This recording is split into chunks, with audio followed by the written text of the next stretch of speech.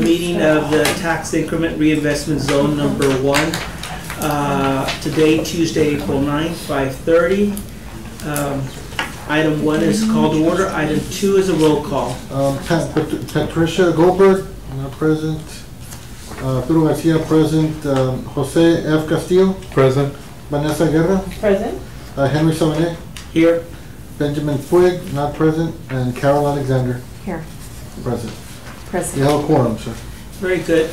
Item 3 on the agenda are the minutes of the meeting, and so I'd like us to take a couple of minutes just to look through the minutes. Quite frankly, if you sent them ahead of time, I didn't get them. I'm just seeing them for the first time. Normally we get them a little bit in advance. Let me just go through it very quickly, give us all a chance to look at it before we...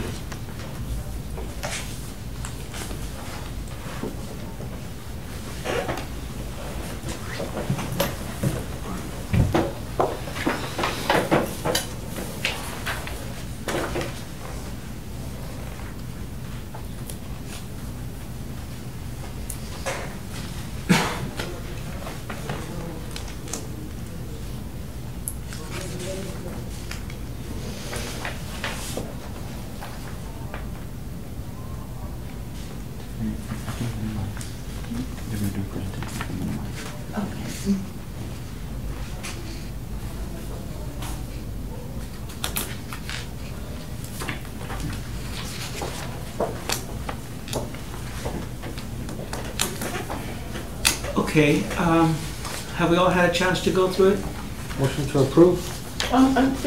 One maybe tiny correction. Yes. On the, I guess the second page, the first sentence, it says, board finalized that wish and a motion a few months about, first target, etc. I think about should be a go, probably. Okay. Motion to approve with the amendment mentioned by Vanessa. Is there a second? Second. Carol, any additional observations? I know you're still looking at it. I just don't know. Yeah. I don't want to take the time away from you. You still need to look through this. Yeah, no. I think it's it's on the floor, so we need the time. Just go ahead. No. Okay. All those in favor say aye. Aye. All those opposed, same sign. Motion carries. Really good stuff in this. Minutes of the March 12th meeting were approved. Item 4, citizen comments. Citizens are required to fill out a witness card and submit it to the chairperson or designee no later than 5:45 and identify themselves before speaking. Comments are limited to 3 minutes per speaker. No more than 3 persons will be allowed to speak on any side of an issue. Should there be more than 3 people who wish to speak on a particular issue, they need to select not more than 3 representatives to speak for them, and the presiding officer may limit the public comments further in the interest of an orderly meeting. Speakers may not pass their minutes to another speaker. Comments should be relevant to the city business and delivered in a professional manner. No derogatory remarks will be permitted. At this time, we have 2 people that have submitted cards, Blasita Lopez and Margarita Raiza.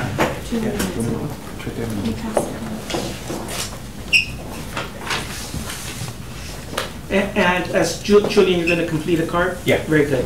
And as Julian completes the card, I will just remind everybody that we keep to the citizen comments as best as possible when we have quite a bit of people here. Otherwise, we're pretty relaxed about the conversation, and if someone needs to say something, they've raised their hand in the past and we've acknowledged them. So this is just for the point of being orderly in the fashion in which we collect information, but we try to treat this meeting as much as possible, so aside from it getting out of order, as a conversation, so that we're all moving in the same direction and discussing the same topics.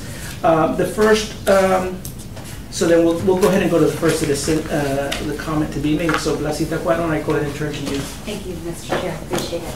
Good afternoon, everyone. Mr. Chair, members of the TERS board, and guests. My name is Blasita Lopez. I'm the Assistant Director over at Environmental Services. And I put a little flyer in some of the areas of the table there And I just want to extend an invitation to this, it's a little seminar event. It's about a 3-hour event. It is on Tuesday, April 23rd, and it's about something I like to call environmentally conscious economic incentives. We've been approached and been working with, and especially my department director, John Porter, the PACE Authority of Texas, and PACE stands for Property Assessed Clean Energy. It's an economic incentive tool that allows financing for certain projects that are environmentally conscious, either on existing or new investments and projects. The City of Laredo, through Environmental Services, we're leading the charge to adopt the regulations that will allow for this financing mechanism to exist. This is an informational seminar where the folks from PACE in Austin, as well as other communities in Texas that have already adopted PACE and implemented it, are going to come in and just give a little bit of information about case studies in other cities, as well as what this means for us. It's actually a pretty good win-win program, whereas the city doesn't necessarily have to pay for anything. We're a party to the individual transactions that happen between a developer, a business owner, a potential investor, and the lending institution. So we become a party to this agreement once it's implemented. We're not there yet. We're at the very beginning of it. We want to introduce it to the community. The seminar is to do that. And so we're going to be hosting folks from different parts of Texas as well as from Austin that'll be here on the 23rd. So I just invite everybody to come out and take a listen if you get a chance. There should be 3 panels, one that's going to be geared towards contractors, one that's going to be geared towards lenders, and one that's going to be geared towards government authorities. We've extended an invitation through the Texas Border Coalition as well as the South Texas Development Council. So hopefully we'll have other local governments here that are willing to hear about it as well. So with that, I appreciate the time, Mr. Chair. Yes, I did have a Yes, question. Carol. So, but I didn't hear. This is actually a, just communication. Oh, I can't ask a question. So, Okay. We can talk later. yes. Just trying to keep everybody. The communication is not a discussion. So I appreciate the time, everyone. Thank you. Thank you for the information, and we'll make sure that all of our board members, even those that are not able to attend now, get the information. And I'm glad you're working through the Texas Border Coalition, TCB, as well, and inviting them. I'm treasurer of the organization. And so we have our phone meeting very soon, and I'll make sure I re-emphasize it in our phone meeting. I appreciate that. You're welcome. Very good. Next person who I have on this list is Margarita Raiza, Executive Director, Webb County Heritage Foundation. Hi, good afternoon, everybody. I'm here just really to listen to your item 5A on the public art projects. I assume they would be in the downtown historic district, and I'm only here to, you know, express concern that some projects are not going through the channels of the Historic District Landmark Board and the Arts Commission, which are both city commissions that should be reviewing these projects. I'm not saying that this is what is being proposed today. I'm just here to listen and just advise if needed on that point, that those are projects that need to go through Landmark Board. Very good. Thank you very much. Julian Raflowski. So, good evening, everyone. What I'd like to talk about is what the Economic Development Advisory Committee has been working on. We've recently passed a plan, which is a group of incentives in order to incentivize housing in the downtown. I know one of the things that has been discussed is beautifying it, making it more attractive to bring the citizens to maybe not exactly live, but to come, feel safe, clean, and the whole area being clean. But what I wanted to refer back to is kind of the typical idea of development. You don't typically see a Walmart or a beautification project be done in a random area and then suddenly houses come. It's typically the other way around, and then the amenities come. So I know there's already been a plan to utilize existing funds on only improvements to the streets, but I think what this board needs to consider on the next meeting, and hopefully, if anything, an item's put on the agenda to discuss what EDAC approved, but is to actually use some of those funds to incentivize housing, because at the end of the day, and it can be just a little bit of those funds can go a long way to cite back to something. The 8th Street incentive package, for an investment of, I think it had to be like $300,000, you would only get $400,000 back a year from something like that. And from the inception of that program to today, which has probably been about 2.5 years, we have about 15 open bars and another 3 that are open. You know, it was just that little, it was the city coming together and putting that incentive package and making a statement that they were going to incentivize those things, and it was those little funds that spurred all that development. And I think this board needs to consider the idea that, you know, even if they can incentivize 5 little rooftops, 6, 10 rooftops being turned into housing, and putting those citizens here, that can actually have a much larger impact than investing every single dollar in those funds into beautifying the streets, when what we're truly trying to do is bring life back downtown and people back downtown. And the best way to always do that is to put the people in there, 24/7 living here. So that's my basic public comment. If anything, on the next meeting, to put something on there to discuss what EDAC put out there. And also to point out that there's an inner city housing summit which wants to target this on April 24th. So it would be great if all the board members attend that, and if you need any more information, just speak to me afterwards. Very good. Thank you for the information, and we welcome certainly the ideas and the comments. The mandate of the TERS was set by council, and so certainly council can review it and decide, in the direction it's going to go in. And I agree with you. It's an all of the above kind of scenario that makes something develop. The housing summit is another project that's coming up that the board may be interested in attending, and I'll make sure that word gets out to our board so our board is aware of it. I'll be chairing one of the panels on at the housing summit as well. Thank you very much, Julia. We also have Priscilla Iglesias. Hi everybody, I'm going to stand up because even standing up I'm super short, so some of you probably can't see me. I just wanted to let you know I'm the Executive Director for Laredo Main Street. I've attended these meetings frequently. But we are a nonprofit organization that works towards economic development through historic preservation.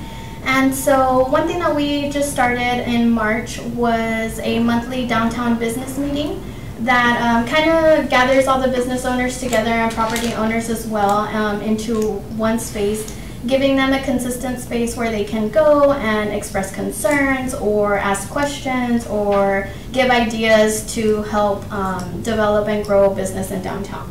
So I wanted to invite all of you all to the business meeting. The next one that we're going to be having is May 2nd at 6:30 p.m. It's going to be at the Fresco's Shaved Ice and Snacks. And these meetings are every first Thursday of the month at 6:30 p.m. The location, we've been kind of bouncing around from business to business, kind of showcasing the different businesses downtown. So I'm going to go ahead and pass these over.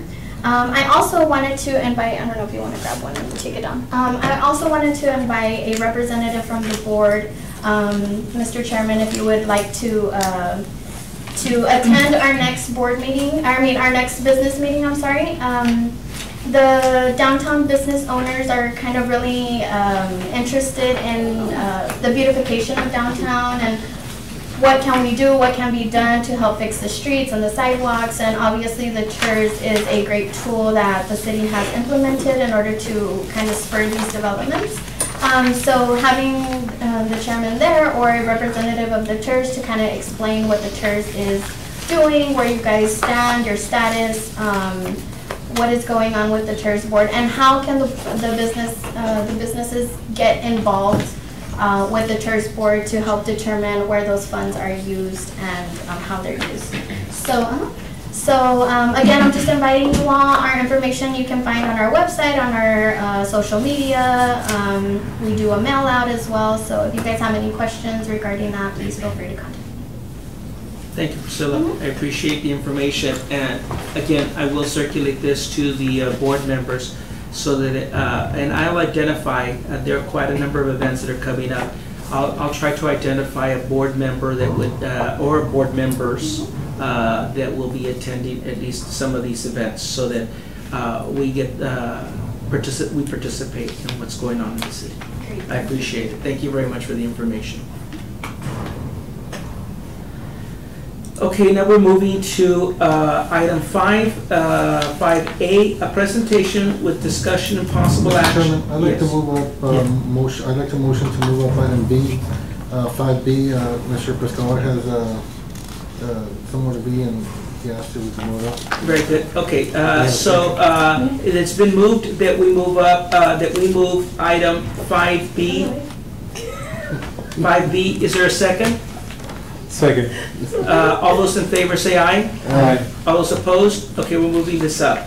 Item 5B, update with discussion and possible action on the reposting of the request for qualifications for the consultant services. Mr. Chair, good afternoon. For the record, Miguel Pescador. I'm the purchasing agent for the city of Laredo. And we did go out on new solicitations for requests for qualifications, the RFQ, for the consulting services for downtown tours. We did redefine a little bit on the scope based on input and feedback we got from the board and also from staff. The RFQ did go out on solicitations on Saturday. It was also publicized on the local newspaper as required by state law on Saturday as well. And it will post again a second time this coming Saturday on the newspaper, legal classification set. It will be out and due until the 23rd, which is in 2 weeks precisely, 14 more days. Until it was out starting Saturday for a total of 17 days. It will be out on solicitations.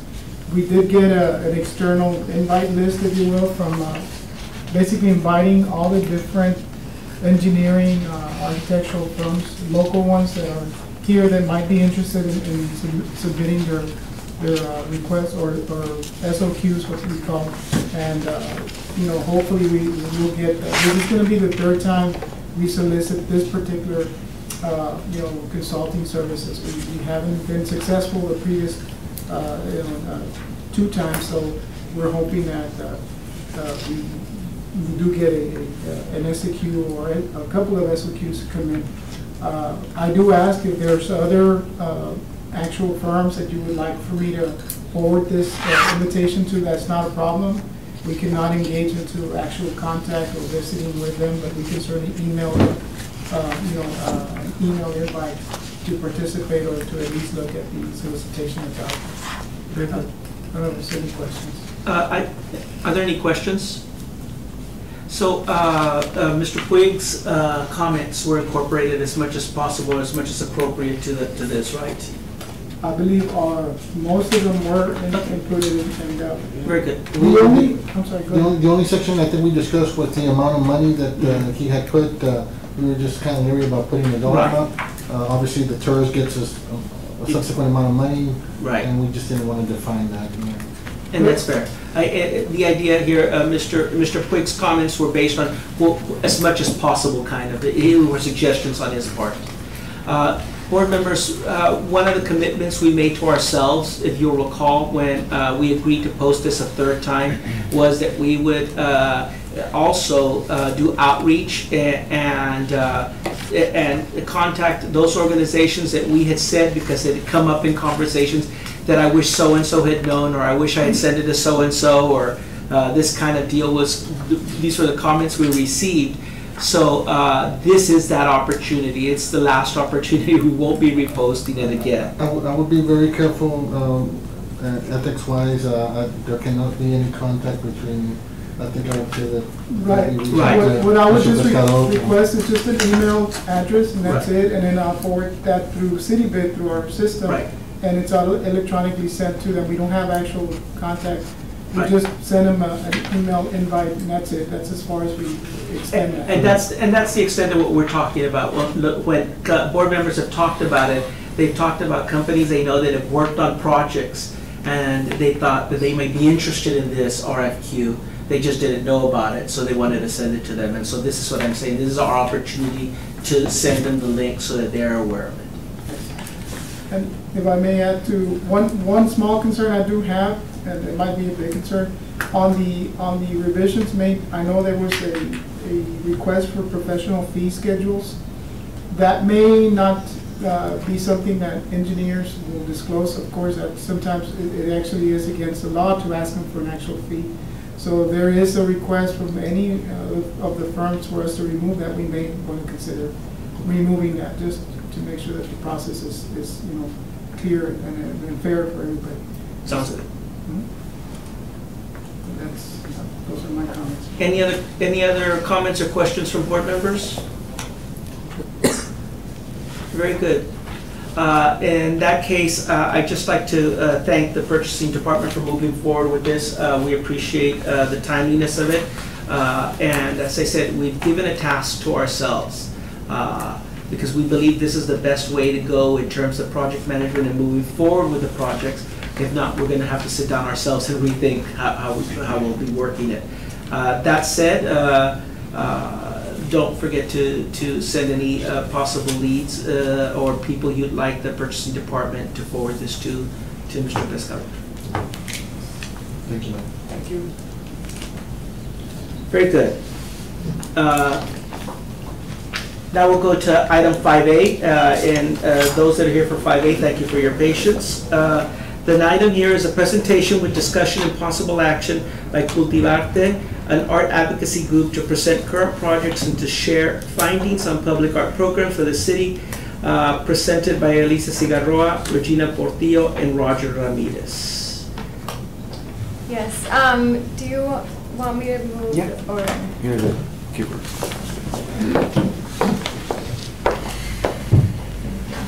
Hey, all. So for those of you who don't know me, my name is Regina Portillo.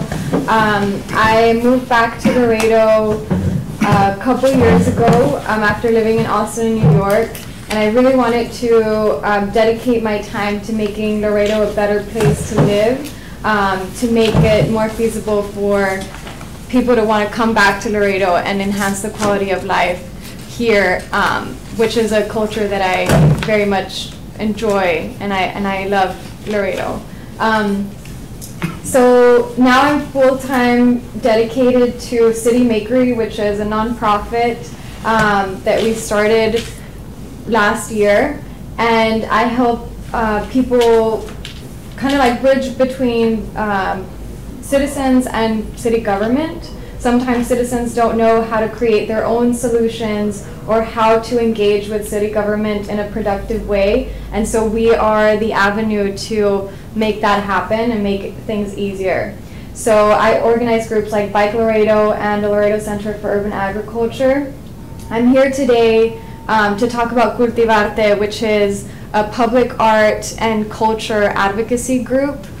We recently formed, maybe February or March, I think maybe end of February, and just started meeting with different local artists and art advocates to see how we can both pursue public art projects around the city, but also to advocate for permanent funding from the city to invest in arts and culture locally. So I'll pass it on to Roger to tell us a little bit more about what Cultivarte is, and then we'll talk about the Zaragoza project specifically. And we kind of wanted this to be a discussion and to also learn about the TERS board and the plans that you guys have in place. So greeting, as Regina said, yes, my name is Roger Ramirez. I did join with the group. I'm not necessarily an artist. I do stand-up comedy. I used to be a writer and photographer for a small little project named Static Age. It was basically a platform for public art and artists and general creatives in Laredo, and it was meant to be a platform to kind of embrace that the artistic community and creative community of Laredo. So Regina did bring me on board to kind of find out what the skill set I have is, and so we're still kind of navigating, you know, what it is that we're going to do as a group. One of the things is the main goal is to cultivate the artistic and cultural community of Laredo. If you could just skip to the next one. So as it says on here, we're a group of artists and advocates from all disciplines who came together to integrate the art community. Driven by a desire to evolve Laredo's culture, our objective is to nurture and expand the local arts. The people that we've had, if you could go into the next one. We've done about 8 meetings now, 4 projects that we have kind of on the table that we're working with, and up to 22 members, which you'll see there, that first picture on there is we're actually meeting with Gail, who is on the Arts and Culture Commission. She's been nice enough to lend us her space for meetings. Typically what those meetings entail is we'll have, whether it's discussions about ideas. I think there was a mood board the other day that we were kind of using to come up with ideas of what exactly we want to convey in any of these public arts projects. We've actually met at the Canseco House as well, where we were discussing the possibility of a mural on one of the walls there as well. So the members that we have on here range from established artists, and we have like Keith Rocha has met with us a couple of times. We have George Lopez, who's also another local artist. We have Shelley, who's an artist as well. It's a bunch of people who have a desire to kind of, you know, promote and advance the community here in Laredo, the art community here in Laredo. Go to the next one. So one of the things that we saw, we did a town hall meeting survey, and one of the biggest results, or the third biggest result, was arts and culture. The consensus there is that it exists an untapped opportunity to make Laredo a destination celebrated for its contribution to the arts and culture in the region and U.S. This is what it's basically telling you. I mean, our arts and culture has always been a big push for expanding not just the economic development of Laredo and the cultural development of Laredo, but to kind of uphold the creativity and the general drive for a lot of our artists here, and things that we don't really put as much focus on as I think we should. So it says on here, public art today goes beyond murals, monuments, and memorials. It seeks to engage the community and to bring it to life in new ways. Cities which have established successful cultural programs with long-term investments all have a master plan and funding. So master plans, this is one of the things that we just created a draft for. We did bring it forward with the Arts and Culture Commission, who has since approved it to be bringing up to the City Council. I believe that's at the step that we're at now. So we've put out this resolution. Basically what it's meant to do is contract somebody. I believe, if you want to expand on this a little bit. Yeah, I can talk about that. So our goal is to push for a master plan so that the commission and the city already have a blueprint, so that when we do secure 2% from capital improvement projects, which is outlined in the comprehensive plan as one of the goals for arts and culture, that we already have a whole process and plan in place. And so the goal here is for a master plan RFP to go out so that consultants can come to Laredo and perform a needs assessment on arts and culture based on what the public wants, and also consult with city on how this can live within the current budget and processes of city government. So that's why we want to bring someone in to, you know, have a very solid vision and plan for how we would execute the expansion of a public art program. And so the Art Commission is on board with this, and we are now speaking with council members so that they understand what this is and they can take it to a city council meeting to then secure funding for that. So the funding for a master plan would take some time, and then it would take time to execute it. And in the meantime, we're engaging with the commission and with other organizations locally to push for certain public art projects to bring more attention to this. So the end here, number 6, would be to adopt the master plan once it's finalized. At the same time, we would adopt the 2% capital improvement project. That's the goal. So that we have permanent funding in the city to go into this. Does that mean that you're suggesting, or it's being suggested that 2% of capital improvement projects be dedicated to the arts? That's what other cities do, yeah.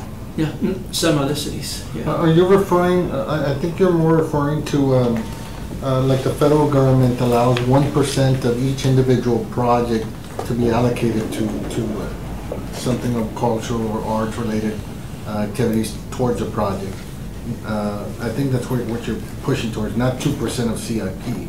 Well, we talked to El Paso and to Corpus Christi, and what they do is that they secure 2% of capital improvement projects, whether it be a new parking lot, a new highway. I don't know if it's only city or federal. Federal, it's like I work with the CDBG funds, we're only allowed 1% of federal funds. So, like for example, the project we have across the street, AA 20 Convents, we have 1%, a little bit under 1% allocated for a mural on the south side of the building. Okay. So you may also want to check with San Antonio. San Antonio tried a 3% CIP, and it was on cities, municipal project, sure. Yes, but it was reversed. They had problems with it. The citizens didn't agree on the art, all of the art that was being done. Mm-hmm. And so I don't know how they finally resolved it. I moved away by the time they were working on a resolution. But San Antonio's may also be a way that you see how they tried it, how they had to tweak it to make it work. Yeah. Because it's worth investigating, because I know they have an arts and culture department. Yeah. And ask them how they handled it. I don't remember the resolution, but they tried that, they reversed it, and then they did something else. Okay, yeah, we'll look into that, because we did speak with people in El Paso and in Corpus Christi, and El Paso has the 2% from CIP, and they have a master plan. They have a whole, they have a whole program going, but they also get support from grants and from hotel occupancy tax. Yeah. So there can be a mix. I think really the point of the 2%, quote unquote, it would be that we get more permanent funding, a more permanent avenue, whether it be 2% from there or from somewhere else. I think we'll continue to look into that. Well, yeah, do look into it, because that was not the purpose of the 2% of CIP in San Antonio. It's not to give permanent funding to any one organization or things of that nature. It was so that the infrastructure project had an arts component to it, not to fund anybody's job or any office or anything operational. It was specifically dedicated so that whatever infrastructure was being built, it had an art component to it. That's different than a permanent source of funding. Yeah, I think what El Paso does is that they have like an ordinance in place where they can save up some of those funds and use it for a larger, like a higher impact project. So they have something that they play around with the funding so that it doesn't have to be in a certain location. And my understanding was that 15% of whatever came in would be spent for the staff and for administrative costs. So I think we have to continue to look into what the best option is. But the 2% originally came from our city's comprehensive plan. Yeah. The suggestion in the plan. Yes, the suggestion in the plan. Very good. So I'll continue to talk about the specific project. It's sort of our pilot project. Where we're learning all about, the regulations and the things that we can and can't do, but with the Zaragoza Street. So our idea here is it's similar to a lot of you from different organizations and even the Tourist Board. It's to enhance our economy, quality of life, and authenticity of place. In the black and white picture, that is Zaragoza Street now. A picture on the left is a courtyard and a school in Italy, I believe. It's just an idea of what we're thinking of.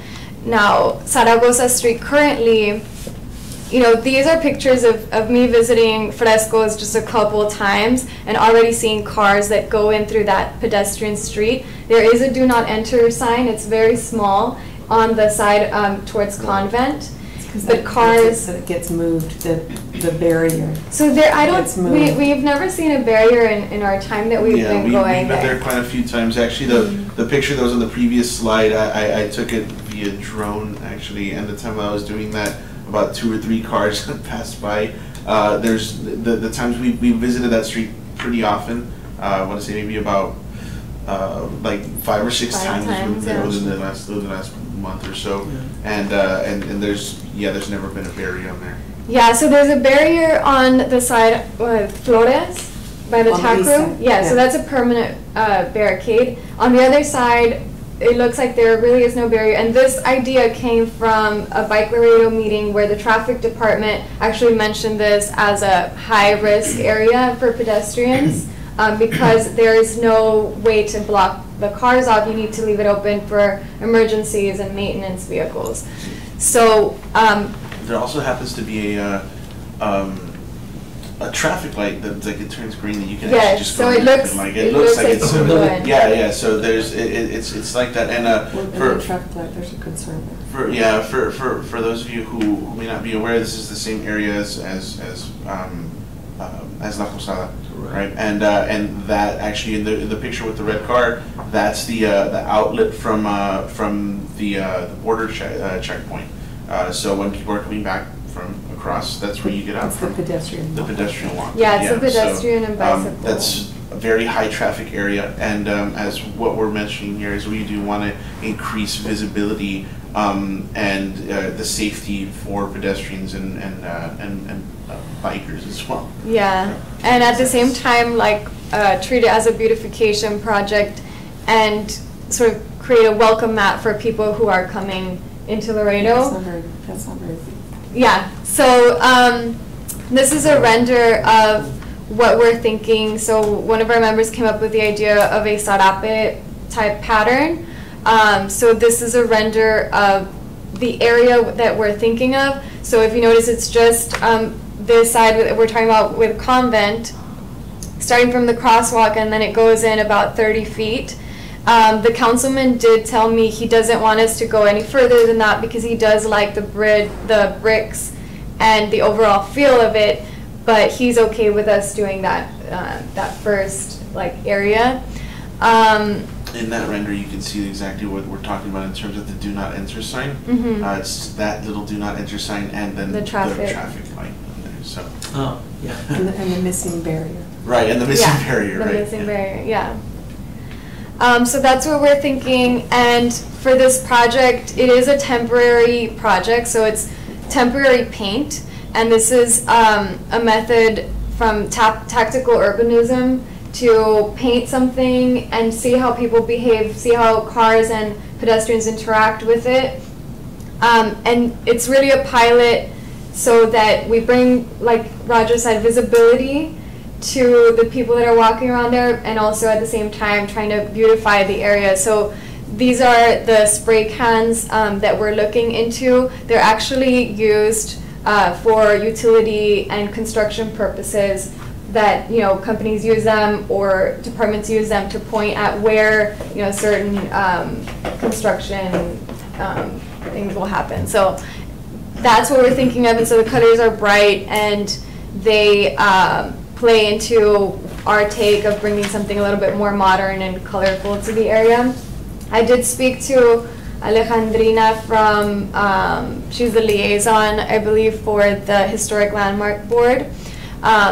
And I did mention that this is a temporary project, so it shouldn't be a concern in terms of the area and it being within the historic district. We also spoke to environmental services about the type of paint that we're using. We got the blessing from the traffic department and the Arts Commission as well. So that's where we stand on this, and we sort of welcome how you guys may want to get involved. We've been talking to Laredo Main Street on how they can also help us kind of promote this and even use it as a statement concerning the border wall issues and how the two Laredos can kind of collaborate and make a statement on how they feel about those issues. I think that's it. Yeah, so any questions on? Thank you for the presentation. I think keeping, the TERS board's mission is very specific in terms of economic development and what point we need to get to in order to begin to reinvest funding from the zone. And at this point, the council has been very specific about the projects they'd like us to work with, which are streetscape type projects to start with. And even specific as to the areas, Zaragoza being one of the streets, where they're looking for the council's vision when they originally created the tourist board. Again, it's the council's vision, so the city council can change it down the road. But their vision was connectivity, connecting parts of the downtown area so that people can flow from one section to the other. And the idea here being that the city's heavily invested in the outlets as an economic generator for the area. But unless there's a vehicle that says, hey, you can also go this direction to find out more about the city, meaning walk down Zaragoza to go to the St. Augustine Historic Plaza, or vice versa from the plaza going to the outlets, or using, for example, Iturbide Street, getting to that way. But unless there's something that makes it visually and infrastructurally conducive to that, that's what the city council originally sees the funds being used for. I think this is just another way to bring attention to the downtown area, to art in the downtown area. It's not, I certainly, I'm not going to speak to the viability of being able to approve it or not approve it, because that's another department's position. But as the TERS board, just give you an idea of what we work with in the infrastructure. This is something that the more people that become aware of the downtown area and want to work with the downtown area, as Julian has said, there's more to it than just, you incentivize a little bit project by project. And this is one way that you add another layer to the development of the downtown area, where it brings more attention to the downtown area. And I think we're all familiar with Gladwell's tipping point, the story of the tipping point. We don't know what the tipping point is here, but we're all working towards moving to that tipping point that begins to bring the downtown to life.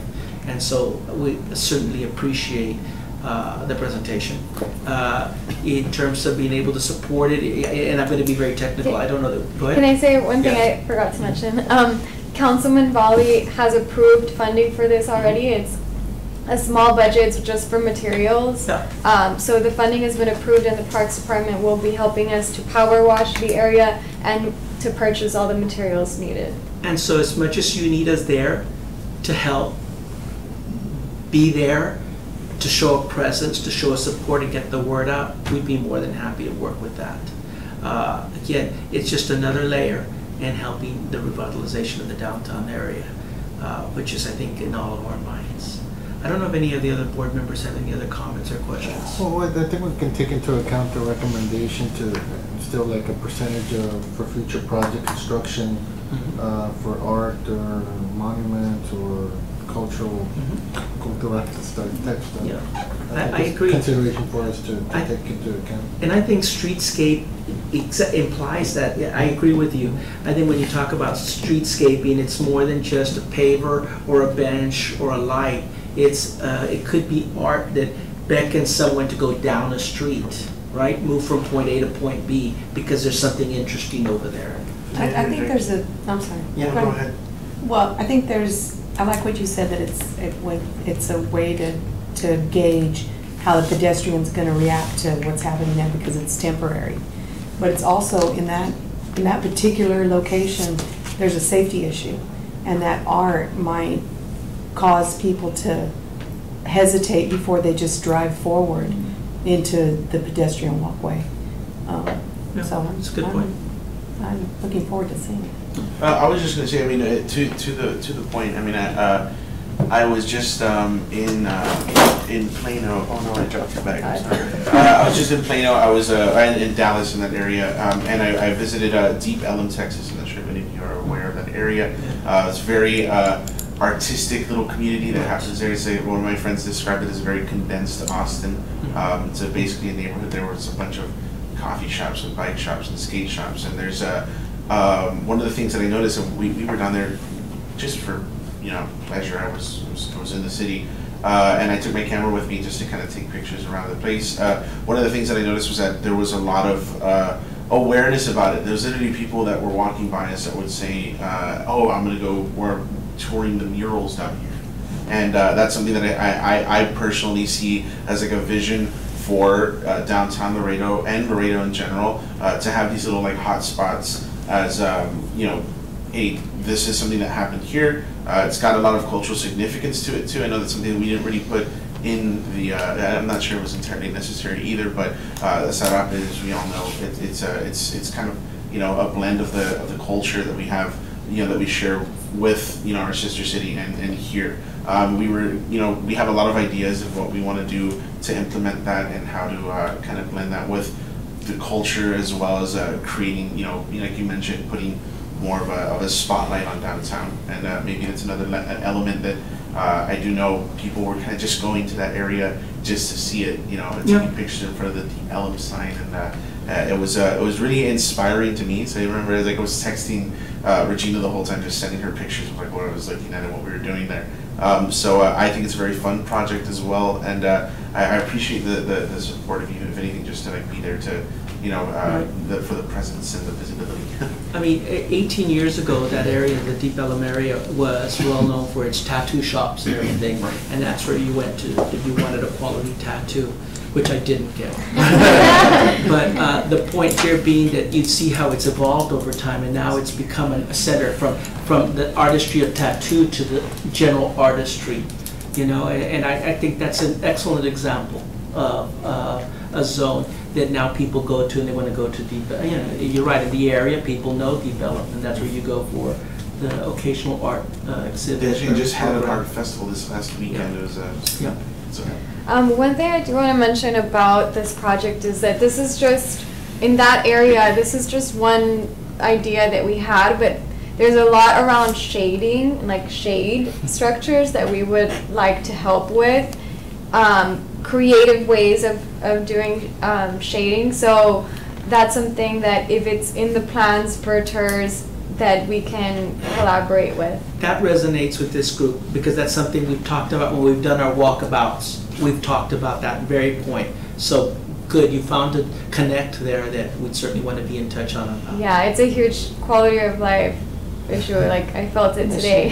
Shade, yeah. So I think shade, and also we've talked about benches and trees and areas for people to really not just go to look at something, look at a mural, but to stay. We'll talk about light installations as well. So what you'll learn about the organization also is that, you know, this is a long-term process. If you study TERS in other cities, some move faster, some move slower. The ones that move faster are the ones that are in developed areas. The ones that move slower are the ones that are underdeveloped areas that need developing. This is an example of the latter. So patience is involved, but continuity in attending these meetings, in presenting your ideas, in joining the chorus, that's what's going to move this forward. I mean, we have a board, but if it were not for the continued visitation and presence and comments of people like Priscilla at the meetings and Julian, who add input to this and present ideas and give us their thoughts, it adds a dimension to this. So thank you very much, and please, in addition to inviting us, please continue to attend these meetings. Sometimes they're very technical and not as interesting, but I think they're worth an investment of your time and energy. Thank you for having us. Yeah. Board members, are there any other comments or questions? Great job. Very good. Have the board members seen the art that's on the window at Fresco's? The ghost? Oh, he's in our group. Oh, he's in our yeah. Where's that? On the window inside Fresco's, which is where this. Okay, very good. There's he painted, and he did it over some expanded time frame. I think it's the bowl of nachos and hot dog. But it's pretty, it's interesting. Okay, board members, we don't have any other items on the agenda. So item 6, would someone like to, I'd like to entertain a motion that we adjourn the meeting. Motion to adjourn. Is there a second? Second. All those in favor say aye. Aye. All those opposed? You're Mr. Little League. Meeting is adjourned. Those of